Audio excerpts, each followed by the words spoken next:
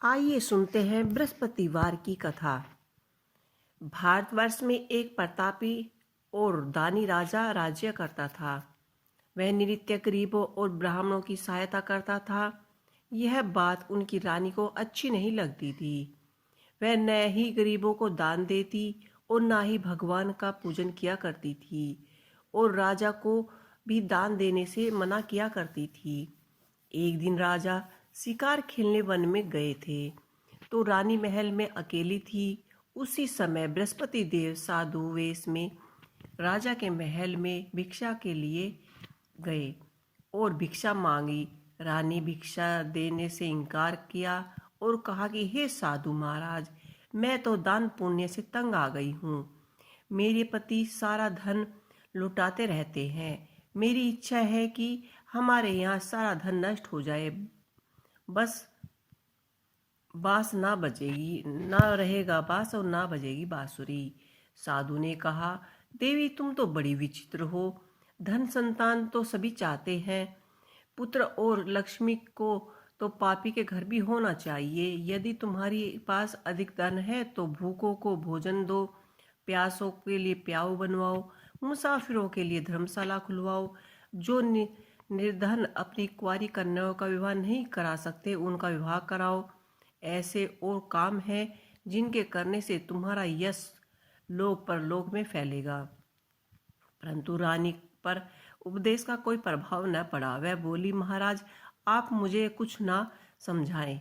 मैं ऐसा धन नहीं चाहती जो हर जगह बांटते फिरूं।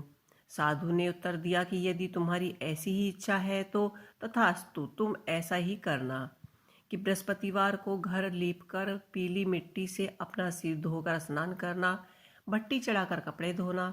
ऐसे करने से तुम्हारा सारा धन नष्ट हो जाएगा। इतना कहकर वह साधु महाराज वहां से लुप्त हो गए। साधु ने के अनुसार कई बातों पर को पूरा करती हुई रानी को केवल 3 ही बृहस्पतिवार बीते थे कि उसका समस्त धन नष्ट हो गया। भोजन के लिए परिवार भी तरसने लगा। तब एक दिन राजा ने रानी से बोला कि रानी तुम यहीं रहो, मैं दूसरे देश में जाता हूँ, क्योंकि यहाँ पर सभी मुझे जानते हैं, इसलिए मुझे कोई छोटा कार्य नहीं कर सकता। ऐसा कहकर राजा परदेश चले गए। वहाँ जंगल में लकड़ियाँ काट कर और शहर में बेचते। इसी तरह से वह अपना जीवन व्यतीत करने लगा। इधर राजा के परदेश जाते ही रानी और दासी दुखी रहने लगी। एक बार जब रानी और दासी को 7 दिन बिना भोजन के रहना पड़ा तो रानी ने अपनी दासी से कहा कि हे दासी, पास ही के नगर में मेरी बहन रहती है, वह बड़ी धनवान है, तू उसके पास जाकर कुछ धन ले आ ताकि थोड़ा बहुत गुजर बसर हो सके। दासी रानी की बहन के यहाँ गई। उस दिन गुरुवार था और रानी की बहन उस समय बृहस्पतिवार की व्रत कथा सुन रही थी। दासी ने उसकी बहन को अपनी रानी का संदेश दिया, लेकिन रानी ने कोई जवाब नहीं दिया। जब दासी को रानी की बहन का कोई उत्तर नहीं मिला तो वह बहुत दुखी हुई और क्रोध में आई, और दासी ने वापस आकर रानी को सारी बात बता दी। सुनकर रानी ने अपने भाग्य को कोसा। उधर रानी की बहन ने सोचा कि मेरी बहन की दासी आई थी, परंतु मैं उससे नहीं बोली, इससे उसको बहुत ही दुख हुआ होगा। कथा सुनकर और पूजा समाप्त करके वह अपनी बहन के घर आई और कहने लगी कि बहन, मैं बृहस्पतिवार की कहानी सुन रही थी। तुम्हारी दासी मेरे घर आई थी, परंतु जब तक कथा होती है तब तक मैं ना तो उठती हूँ और ना ही किसी से बोलती हूँ, इसलिए मैं नहीं बोली। कहो दासी क्यों गई थी?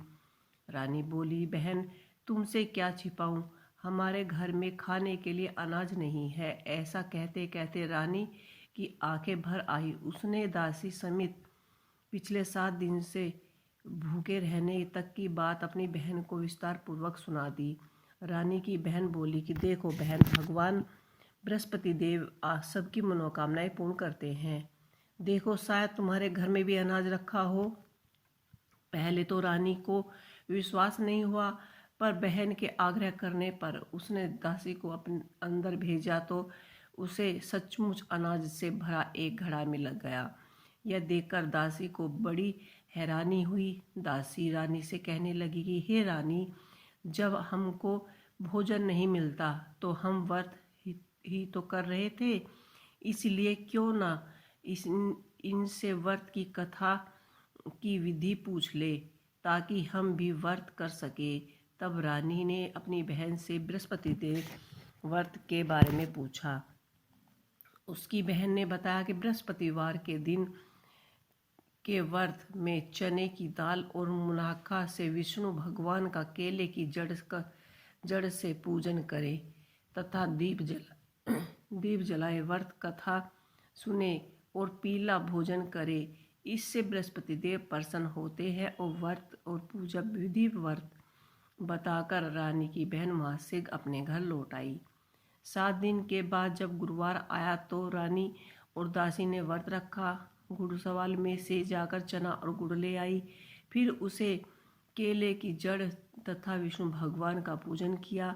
पीला भोजन कहाँ से आए, इस बात को लेकर दोनों बहुत ही दुखी थी। क्योंकि उन्होंने व्रत रखा था, इसलिए बृहस्पति देव उनसे प्रसन्न हुए, इसलिए वे एक साधारण व्यक्ति के रूप में सुंदर 2 थाल लेकर दासी को दे गए। भोजन पाकर दासी प्रसन्न हुई और फिर रानी के साथ मिलकर भोजन ग्रहण किया।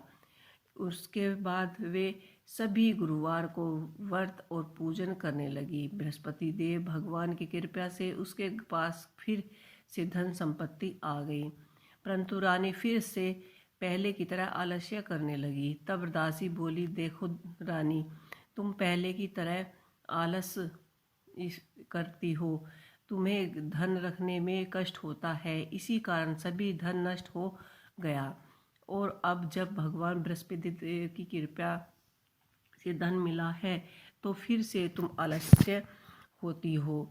रानी को समझाते हुए दासी कहती है कि बड़ी मुसीबतों के बाद हमने यह धन पाया है, इसलिए हमें दान पुण्य भी करना चाहिए, भूखे मनुष्यों को भोजन कराना चाहिए और धन को शुभ कार्य में खर्च करना चाहिए, जिससे तुम्हारे कुल का यश बढ़ेगा, स्वर्ग की प्राप्ति होगी और पितृ प्रसन्न होंगे। दासी की बात मानकर रानी अपने धन शुभ कार्य में खर्च करने लगी, जिससे पूरे नगर में उसका यश फैलने लगा। बृहस्पतिवार व्रत कथा के बाद श्रद्धा के साथ आरती की जानी चाहिए। इसके बाद प्रसाद बांटकर उसे ग्रहण करना चाहिए। तो ये थी बृहस्पतिवार की व्रत कथा। दोस्तों, आपको ये बृहस्पतिवार की कथा कैसी लगी मुझे कमेंट बॉक्स में लिखकर अवश्य बताइए। और सभी दिनों की कथाएं मेरे चैनल पर पहले से ही हैं, जो भी आप सुनना चाहते हैं तो आप सुन सकते हैं। इसी के साथ जय बृहस्पति देव।